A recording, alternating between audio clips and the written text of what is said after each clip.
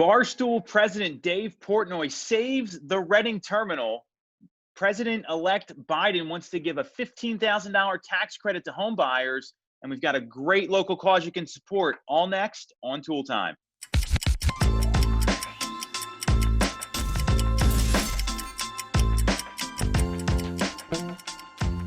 I'm Tom Toole. She is Sarah Tymon. We are back on Toole Time in the Zoom life world. All good. We're still getting some great topics that we want to cover in this week. And one of the most underrated stories, this is the local stuff here, and this didn't get enough press.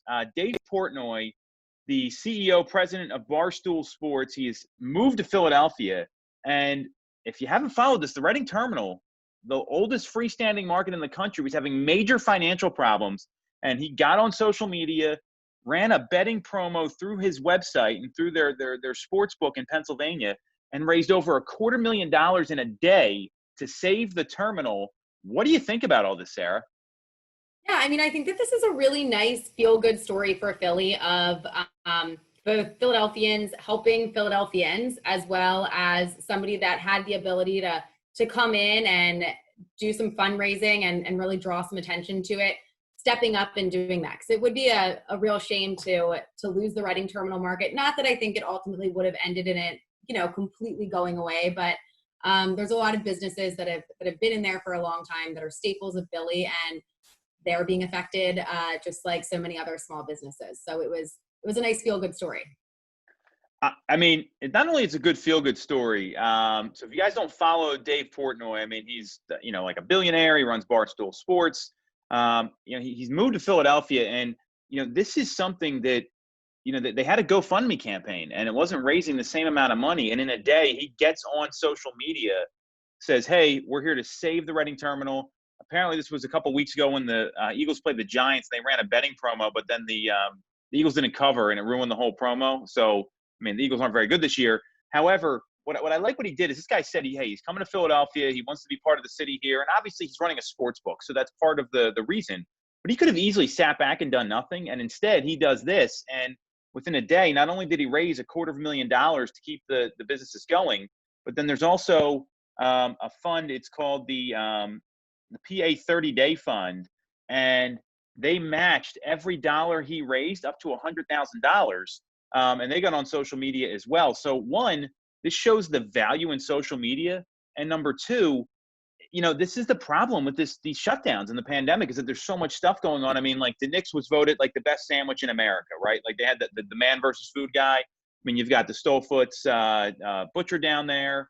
You've got all sorts of things, all the Lancaster folks that come in from your neck of the woods, Sarah. And these are businesses that are like part of the fabric of the city. So to see that go out of business would have been like gut wrenching. So appreciate what Dave did. Obviously appreciate the PA 30-Day Fund, and more importantly, like banding together in a tough time to save something that's helped serve people for over 100 years. To me, is a huge win, and it's a nice change of pace to hear something like this instead of all the nonsense we've been dealing with the past 8 months.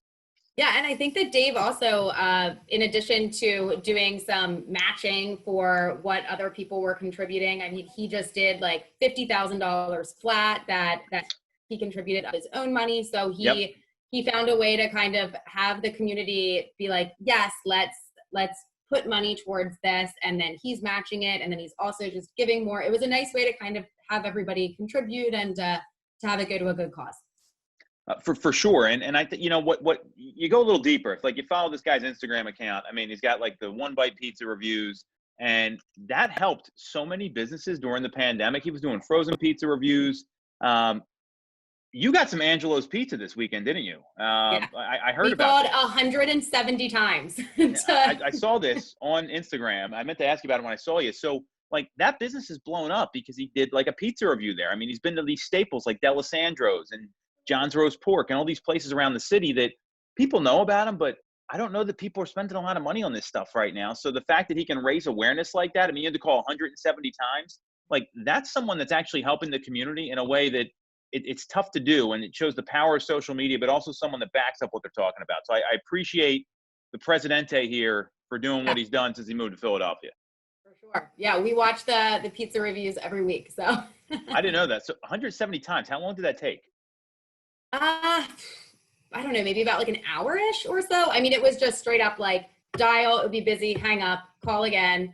And in addition to the pizzas, he also, I think he just did a cheesesteak review there, which I've had the pizza before, but not the cheesesteak. We got the cheesesteak, also delicious. Yeah, that was the highest rated cheesesteak that he did. Yeah. We had Santucci's a couple weeks ago. It was like his second highest rated pizza because we can get it delivered to our house where we are, which I was excited about. But Angelo's, I was just talking to my wife. We got to get down there. So that's really Oh, cool. yeah. But like, look what he's done to that business. Like, I don't know what it was like before.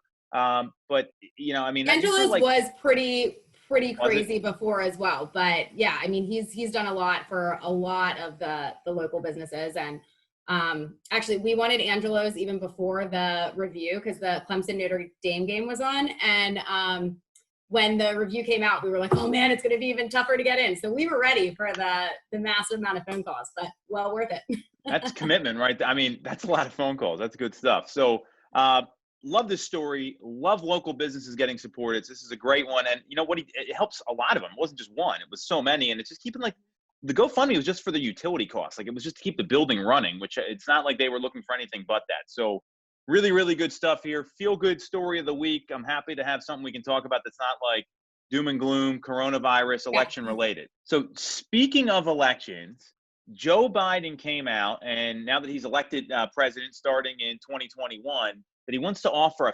$15,000 first-time homebuyer tax credit.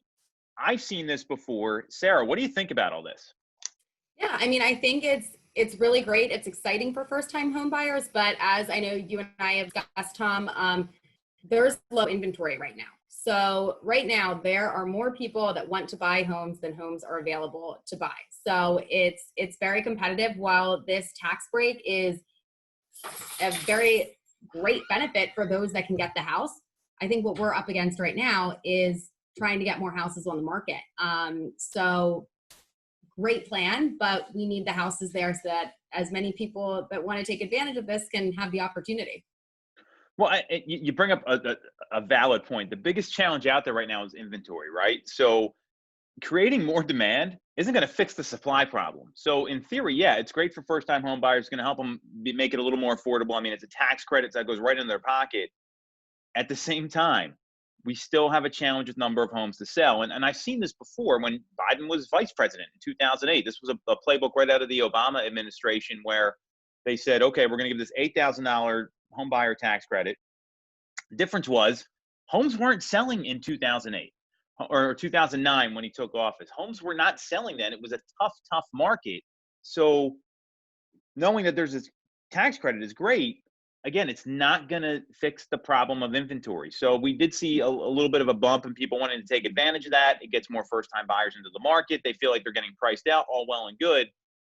Like you said, Lawrence Yun, he's the chief economist for NAR. He said, hey, this isn't going to fix the issue. You know, I mean, I think the bigger news coming out for housing, not necessarily this piece of news, but you look at like the Pfizer vaccine, right? So they're talking about having a vaccine that's 90% effective. It's going to be, I mean, who knows? I've heard like spring it'll be available. I've heard end of the year. I don't think anybody really knows. I had some inside intel. This was coming November 13th, about 3 weeks ago, from someone I know in the science world. So I don't know why we're talking about this now instead of middle of October. That to me is the bigger news, because what I hope that will do is more people be comfortable putting their homes on the market, especially those folks that are moving to like retirement communities. They want to get into places that are smaller, not bigger.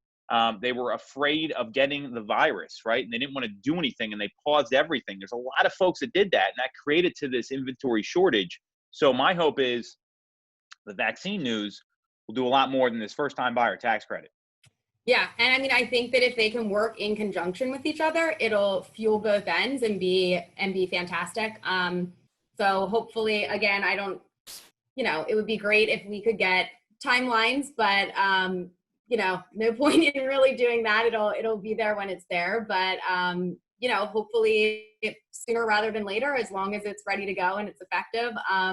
And yeah, absolutely, I think that's gonna bring a lot of people back to being ready to list and just make a lot more opportunities for everybody. 100%. Absolutely correct. Great assessment there. So pro Pfizer tax credit, great for first-time buyers, not going to fix the problems. I think that's the summary here. So locally, we got something really cool to highlight. We actually talked to someone at the Our Mother of Good Counsel blood drive that's being run. So I don't know if I'm going to be able to screen share this or I'm going to screw it up. So I'm just going to tell you guys what's on there. Uh, so apparently, and I didn't know this, I don't know if you did, Sarah, that there is a major shortage of blood donations because of the pandemic, which isn't totally surprising. Just not something that I'm like, man, that could be a real problem. So, I mean, were you aware of this? I mean, was that something you knew about, or? No, but I agree with you. I mean, that does make absolute sense. But yeah, it wasn't something that I was aware of. So it's a great thing to bring attention to. Yeah. So let me give you the details, and I got an interesting question for you. So it's Our Mother of Good Counsel, the gym. It's at 31 Penswood Road in Bryn Mawr. They're doing these every 2 weeks. And if you go to redcross.org, the sponsor code is OMGCPA. So it's redcrossblood.org, excuse me. And then it's running from 7:30 to 1:30 on Tuesday, November 17th. They've been doing this every 2 weeks to try to help, replenish the blood supply. A lot of hospital patients that are going to need this during the holidays. One donation can save 3 lives, which I did not know. And that's incredible. I mean, I'll ask you if you've given blood here in a second. That's where I wanted to go with this. And then apparently donors can donate every 56 days. So great cause, easy to do. It sounds like it's really needed for a lot of folks. And especially like if you're getting hospitalized now, I mean, that's scary enough during a pandemic, let alone not having enough blood. So have you ever given blood before is the question. Yeah, I have. It's been a little while, but I have given blood, and it's not that bad, So I have too, and I'm a little bit of a wimp about it. And apparently my blood is like not that desirable because it's like AB and like it's like you can get everything, but like you can only it's like a lot of people can't use it. So I don't know what your blood type is, but like if you're like O negative, like you need to go to this blood drive, I guess is my point.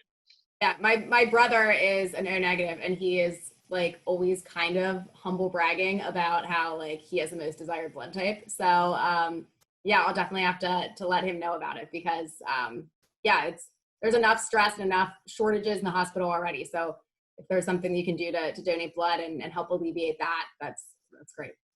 Yeah, and so everything is socially distanced. They're wearing masks. It's all safe, which is really cool.